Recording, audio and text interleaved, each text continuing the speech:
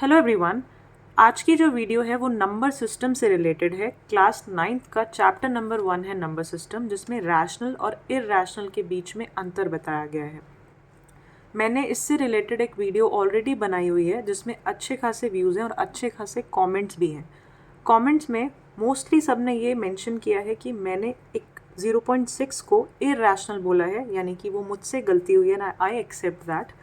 उसी गलती को मैं यहाँ रेक्टिफाई कर रही हूँ, थोड़ा सा आपको और क्लैरिफाई कर रही हूँ कि रैशनल इरैशनल के बीच में क्या अंतर होता है। तो उस गलती के लिए माफ़ी। रैशनल और इरैशनल के बीच में क्या अंतर है, terminating, repeating, non terminating, non repeating, ये सब क्या होते हैं, ये सब समझना है। तो इस वीडियो में मैं सारी डाउट्स आपकी क्लियर करूँगी। तो स्टार्ट करते हैं। रैशनल और इरैशनल नंबर क्या होता है। सबसे बेसिक डिफरेंस जो है, रैशनल नंबर वो नंबर्स होते हैं जिनको P और अपॉन Q की फॉर्म में एक्सप्रेस किया जा सकता है। P कोई भी नंबर है और Q कोई भी नंबर है, जिसमें Q जो है कंडीशन है, Q यानी डिनोमिनेटर में जो भी नंबर है वो ज़ीरो नहीं होना चाहिए। ठीक है, अगर ज़ीरो हो गया तो वो रैशनल नहीं कहलाएगा। इरैशनल में क्या है, जो भी नंबर है उसको हम P अपॉन Q की फॉर्म में नहीं लिख सकते। ठीक है, यानी फ्रैक्शन की फॉर्म में, न्यूमरेटर और डिनोमिनेटर की फॉर्म में नहीं लिख सकते। थोड़ा सा और समझेंगे इसमें। देखो, जैसे हमारे पास नंबर है 1, तो 1 को मैं 1 अपॉन 1 लिख सकती हूँ, तो ये रैशनल हुआ।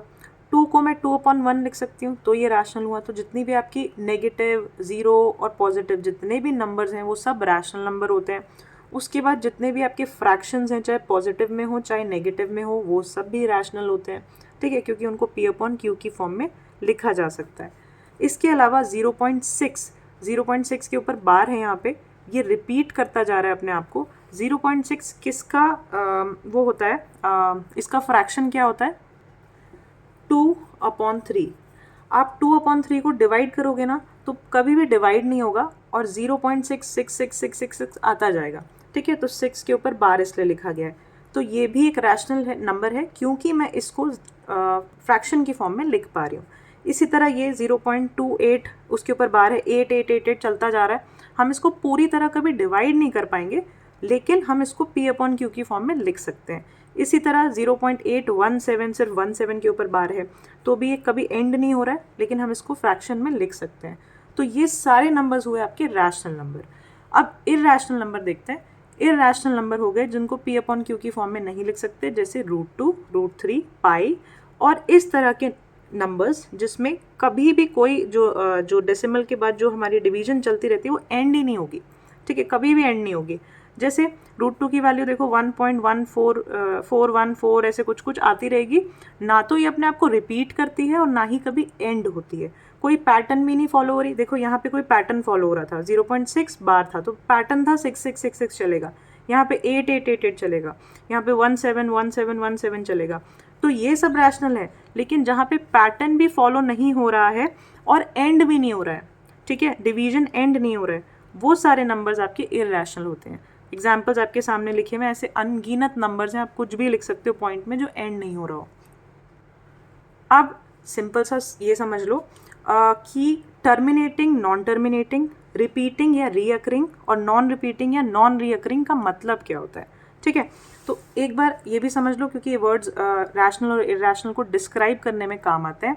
नॉन टर्मिनेटिंग, नॉन मतलब नहीं, टर्मिनेट मतलब रुक जाना, जो रुकता ही नहीं है। नॉन टर्मिनेटिंग, जो टर्मिनेट ही नहीं हो रहा कभी भी।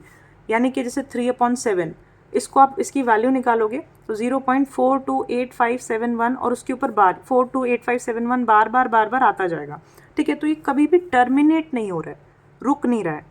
तो ऐसे नंबर्स को नॉन टर्मिनेटिंग कहते हैं। देखो यहाँ पे 8/9, इसको डिवाइड करोगे यू विल गेट 0.8888, ये भी कभी एंड नहीं होगा, चलता जाएगा। ऐसे ही 13/11, ये नॉन टर्मिनेटिंग है, जो कभी भी रुक नहीं रहे हैं।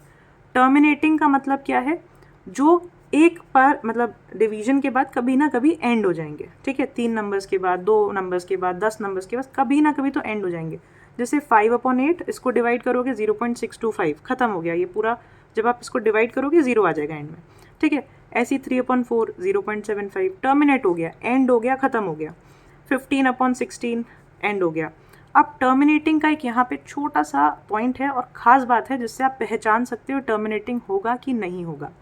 आपको देखना है जो डिनोमिनेटर होता है ना, नीचे वाला नंबर, किसी भी फ्रैक्शन में डिनोमिनेटर के फैक्टर्स बनाओ, ठीक है। यहाँ पे देखो, जैसे एग्जांपल से ही समझाती हूँ। 8 के फैक्टर्स हो सकते हैं 2 इंटू 2 इंटू 2, 2 टू ज़ा 4, 4 टू ज़ा 8, तो 2 की पावर 3। इसी तरह यहाँ पे जो फ्रैक्शन है उसमें 2 इंटू 2 डिनोमिनेटर के फैक्टर्स बनाए, 2 की पावर 2 है ये, राइट। ये 2 की पावर 3 था। 16 का बनाओ, 2 की पावर ऐसी 4 आएगा। तो जब भी डिनोमिनेटर में 2 के मल्टीपल्स हों, सिर्फ 2 के, या 5 के मल्टीपल्स हों, जैसे कि मान लो नीचे डिनोमिनेटर में 25 हो, तो 5 की पावर 2, सिर्फ 5 के मल्टीपल्स हैं।